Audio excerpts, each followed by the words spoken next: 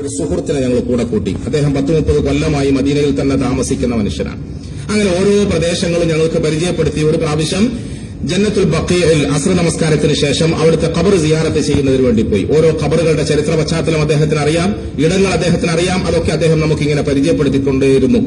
അത് കഴിഞ്ഞ് പുറത്തേക്ക് ഇറങ്ങുമ്പോൾ അദ്ദേഹം പറഞ്ഞു, എനിക്ക് ഒരുപാട് അനുഭവങ്ങളുണ്ട്, 10-30 വർഷക്കാലത്തെ അനുഭവം. ഈ അനുഭവങ്ങൾ പലപ്പോഴും എന്നെ അത്ഭുതപ്പെടുത്താറുണ്ട്. ഒരുപാട് ആളുകളുമായി ഇങ്ങനെ ബന്ധപ്പെടാൻ അവസരം കിട്ടിയതിന്റെ അടിസ്ഥാനത്തിൽ അദ്ദേഹം പറഞ്ഞു, ഒരു പ്രാവശ്യം ഒരു സാധാരണ ഇങ്ങനെ ഹജ്ജിന് വേണ്ടി വരുന്ന ആളുകളുടെ ക്യാമ്പുകളിൽ, അവരുടെ റൂമുകളിലൊക്കെ കറങ്ങി നടക്കുന്ന കൂട്ടത്തിൽ ഒരു റൂമിൽ പോയി. അവിടെ ഒരു വയസ്സായ സ്ത്രീ ആരുമില്ലാതെ ഒറ്റയ്ക്ക് വിഷമിച്ച് പ്രയാസപ്പെട്ടിരിക്കുന്നത് കണ്ടു. അവർ കരയുന്നു. ഞാൻ അവരെ മെല്ലെ സമീപിച്ചിട്ട് മലയാളിയായ ആ ഉമ്മയോട് എന്താണ് വിഷയമെന്ന് അന്വേഷിച്ചപ്പോൾ അവർ പറഞ്ഞു, മോനെ, ഞാന് കുറെ കാലം കഷ്ടപ്പെട്ട് സ്വരൂപിച്ചു വെച്ച പണവുമായി ഒരു ഗ്രൂപ്പിന്റെ കൂട്ടത്തിൽ ഹജ്ജ് ചെയ്യാൻ വന്നതാണ്. ഹജ്ജിന്റെ കൂട്ടത്തിൽ സിയാറത്തിന് വേണ്ടി മദീനയിൽ ഞങ്ങൾ വന്നു. ഇവിടെ ഞാൻ വന്ന് താമസിക്കുമ്പോൾ എന്റെ ഗ്രൂപ്പുകാരായ അതിന്റെ ഉത്തരവാദപ്പെട്ട ആളുകൾ എനിക്ക് ആരോഗ്യമില്ലാത്തതുകൊണ്ട്, നടക്കാൻ കഴിയാത്തതുകൊണ്ട്, പള്ളിയുടെ തിക്കിലും തിരക്കിലും ഒന്നും പോകാൻ കഴിയില്ല എന്ന് പറഞ്ഞിട്ട് എന്നെ ഒറ്റയ്ക്ക് റൂമിലിരുത്തിയിട്ട് അവരൊക്കെ പോയി. ഞാൻ ഇതുവരെ റൗള കണ്ടില്ല, ഞാൻ ഇതുവരെ മദീനത്തെ പള്ളി കണ്ടില്ല. എത്ര കാലമായി ഞാൻ ദ്വാരക്കുന്നു റൗള ഒന്ന് കാണാൻ. എനിക്കത് കാണാൻ ഇനിയും ഇവിടെ എത്തിയിട്ടും ഭാഗ്യമില്ലല്ലോ. അതാണ് ഞാൻ കരയുന്നത്. അവര് ത്യാഗം ചെയ്യാൻ തയ്യാറില്ല, അവരെ കൂട്ടിക്കൊണ്ടു പോകാൻ തയ്യാറില്ല. ഈ സഹോദരൻ പറഞ്ഞു, ഉമ്മ പേടിക്കണ്ട, ഞാൻ നിങ്ങളെ കൂട്ടിക്കൊണ്ടു പോവാം, നിങ്ങൾക്ക് വേണ്ട എല്ലാ സേവനവും ഞാൻ ചെയ്യാം. ചുരുക്കി പറഞ്ഞാൽ അദ്ദേഹം ആ സാധുവായ വൃദ്ധയെ കൂട്ടി മദീനത്തെ പള്ളിയിൽ കൊണ്ടുപോയി സിയാറത്ത് ചെയ്യിപ്പിച്ചു. അങ്ങനെ ഓരോ സ്ഥലങ്ങളും കാണിച്ചു കൊടുക്കാൻ കഴിയുന്ന തരത്തിലൊക്കെ കാണിച്ചു. 1-2 ദിവസങ്ങൾ അവർക്ക് വേണ്ടി ഇദ്ദേഹം ഖിദ്മത്തുമായി നിലകൊണ്ടു. 2-3-4 ദിവസങ്ങൾക്ക് ശേഷം ഇവർ പോകേണ്ട സമയമായി. മദീന വിട്ടു പോകുന്ന തലേന്ന് ഈ സഹോദരൻ അവരെ സന്ദർശിക്കാൻ വേണ്ടി പോയി. അപ്പോൾ ആ ഉമ്മ വിഷമത്തോടെ പറഞ്ഞു, മോനെ, നമ്മൾ ഇവിടുന്ന് ഇപ്പൊ ഇന്ന് പിരിയാണ്, ഞങ്ങളൊക്കെ മക്കത്തേക്ക് പോവാണ്, അവിടെ നാട്ടിലേക്ക് പോവും. ഇനി മോനെ എന്നാ കാണുക, എവിടെങ്കിലും എന്നെങ്കിലും കാണാം എന്ന് പറഞ്ഞവര് പിരിഞ്ഞു. ആ സ്ത്രീ യാത്രയായി. പിറ്റേന്ന് ഈ സഹോദരൻ പറയാണ്, അദ്ദേഹത്തിനൊരു ടെലിഫോൺ വന്നു. ആ ടെലിഫോൺ ഈ ഉത്തരവാദപ്പെട്ട ട്രാവൽസിന്റെ ആളുകളുടേതായിരുന്നു. അവർ പറഞ്ഞു, ഞങ്ങളുടെ മടക്കയാത്രയിൽ ഒരു വലിയ വിഷമം സംഭവിച്ചു, ഞങ്ങളുടെ കൂട്ടത്തിൽ ഒരാൾ മരണപ്പെട്ടുപോയി.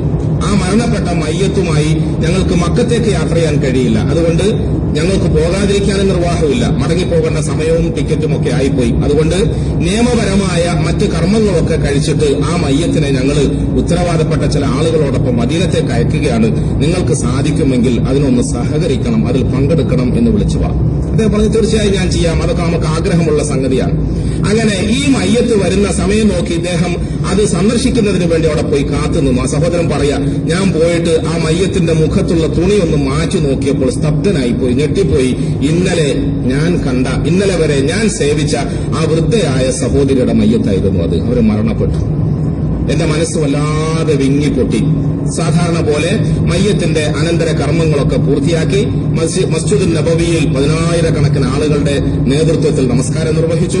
ജന്നത്തുൽ ബഖീഇൽ അവർക്ക് വേണ്ടി ഖബർസ്ഥാൻ ഒരുക്കി, അതിൽ അവരെ ഇറക്കി വെച്ചു. അവരുടെ ഏറ്റവും ഉറ്റ ബന്ധു എന്ന നിലയിൽ ഞാൻ സ്വയം അങ്ങ് അവരുടെ എല്ലാ കർമ്മത്തിലും പങ്കെടുത്തു. അവരുടെ ഖബറിന്റെ ഉള്ളിൽ ഇറങ്ങി ഞാൻ ആ മയ്യത്തിനെ മറവാടിയിട്ട് കയറാൻ പോകുമ്പോൾ ഒരു അറബി ഓടി വരുന്നു.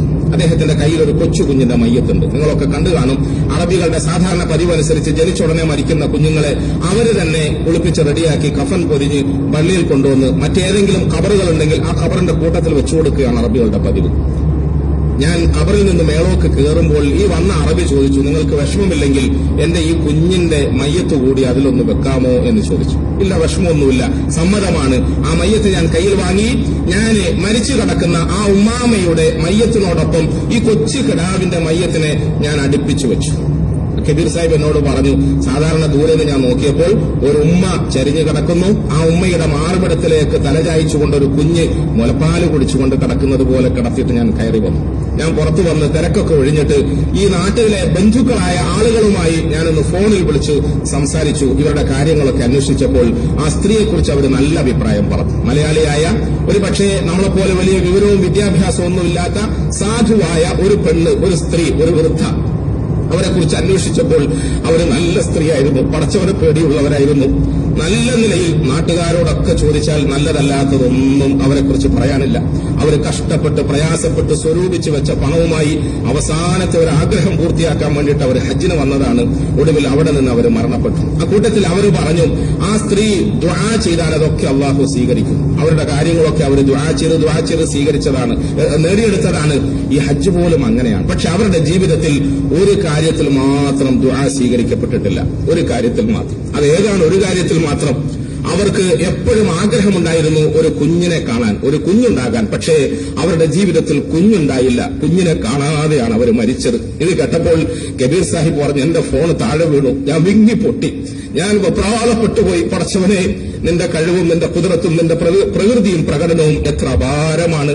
യാദൃച്ഛികമായി, തികച്ചും യാദൃച്ഛികമായി മുത്തായ റസൂൽ സല്ലല്ലാഹു അലൈഹി വസല്ലമ തങ്ങളുടെ നാട് കാണാൻ മദീനയിൽ വന്ന ആ സഹോദരിയുടെ മനസ്സിന്റെ തേട്ടം പോലെ മദീന വിട്ടുപോകാതെ ഈ മദീനയിൽ ഖബറടക്കപ്പെടുകയും ജന്നത്തുൽ ബഖീയിൽ അവരുടെ ഖബർസ്ഥാൻ ഒരുക്കപ്പെടുകയും മദീനത്തെ മസ്ജിദുൻ നബവിയിലെ 10,000-കണക്കിന് ആളുകൾ അവരുടെ മേൽ മയ്യത്ത് നമസ്കരിക്കപ്പെടുകയും അവസാനം അവര് ദുആ ചെയ്ത് സാധിക്കാതെ പോയി എന്ന് ഞങ്ങളൊക്കെ തെറ്റിദ്ധരിച്ച ഒരു സന്തോഷത്തെ യാദൃച്ഛികമായ നിലയിൽ ഖബറിടത്തിൽ കടക്കുമ്പോൾ ഒരു കൊച്ചു കുഞ്ഞിന്റെ മയ്യത്ത് അവരുടെ മാർവിടത്തിൽ ചേർത്ത് വെച്ചിട്ടാണ് പടച്ചവൻ ഈ ലോകത്തിന്റെ ജീവിതത്തിൽ നിന്നും അവരുടെ മീതെ തിരശ്ശീലയിട്ടത്.